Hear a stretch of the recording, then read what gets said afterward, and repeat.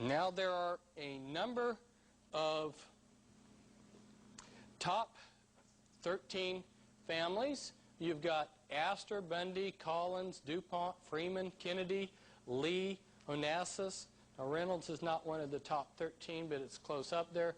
Rockefeller, Rothschild, Russell, and then you've got your 13th Illuminati bloodline, which is the Merovingian bloodline, which believe that they are descendants of Christ and descendants of Lucifer and the House of David. And you've got the Van Dyne family. So these are your top Illuminati families. Now our prominent bloodlines of the mystery religions, they keep their power and wealth by dynastic intermarriage. They maintain as low of a profile as possible, and they use fronts for legitimacy. Here's some of the information on the Collins. The Rothschild family, for instance, have their own secret genealogies which go clear back to Nimrod. Now, who was Nimrod? Nimrod was a great warrior, and remember we talked about the power of Gnostic religions, and he realized as a warrior that he could take the power of the state and combine it with the power of Gnostic religion. And you see an example of that Babylonian system during the Middle Ages, where the Catholic Church was married to the state. If we look at this diagram, we will see the basic structure of the secret Illuminati. Back in 1776, they structured the Illuminati with 13 positions. But around the time of the American Civil War, they restructured it somewhat so that what they created was this first level, your anarchy level here, and then a hierarchy level, and then your special committees and councils. This is very similar to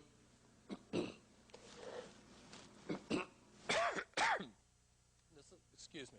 This is very similar to what we saw on our diagram, where you had your, remember on your Gnostic religions, where you had your broad mass religions and your initiate group.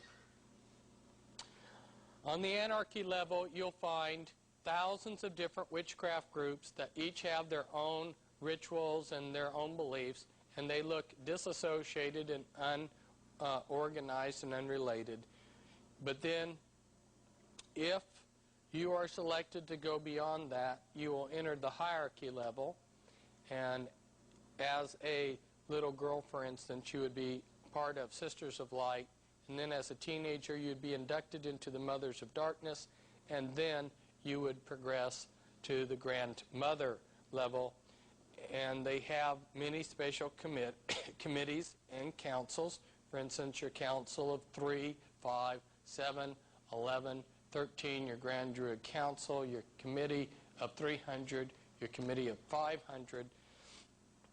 Over here, you see represented again that same three-tiered pattern that I was talking about, and this is the Satanic Brotherhood, which is organized in hubs. The Satanic Brotherhood and Illuminati are like this. They're essentially one organization, except the Illuminati is technically Gnostic dualism. They believe that your good deeds must balance your bad deeds. If you were to follow the life of somebody that was inducted through one of the Illuminati orders, like the Order of the Skull and Bones, you'll see that they are tapped as a candidate for first year or a knight, and a patriarch may rise to leadership within the Skull and Bones.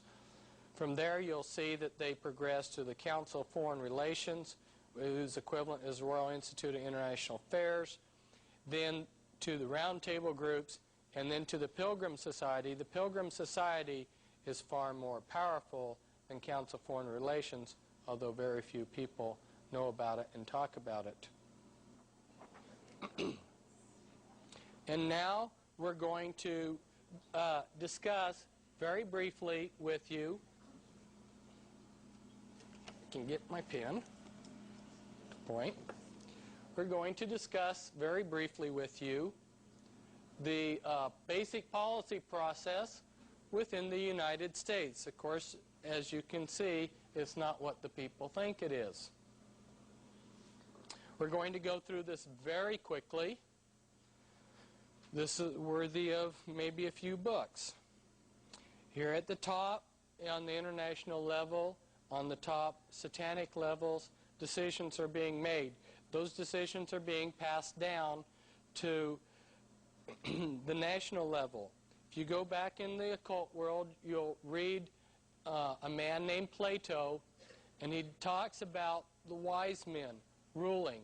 That occult concept was passed on down, and you'll read in Francis Bacon's book, The New Atlantis, which originally had a title with the word of Rosicrucian, that they wanted to create a group of wise men to rule in the New World, and that concept has indeed been implemented.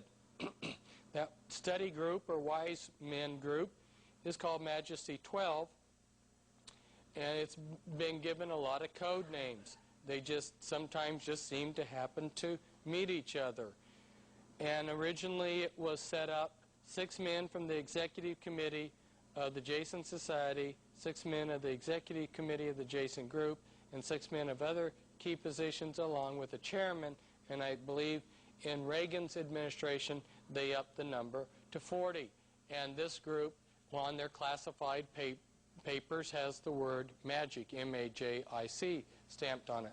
But they can't make all the decisions. So they pass some of the decisions on to the policy planning groups, which I've listed over here: the Council of Foreign Relations, the Trilateral Commission, the Brookings Institute, the Business Roundtable, the American Enterprise Institute, the Population Council, Resources for the Future, and the Urban Institute. But those people can't make all the decisions, so they pass them on down the line, some of them on down the line, to the research policy planning groups, such as the RAND Corporation, the Stanford Research Institute, and the Hudson Institute. Now, how does this work in actuality? Let's say the Illuminati have made a decision as to something they want to implement. They'll get somebody, say the president, announce, we have a problem. Then the president will say, we have a problem.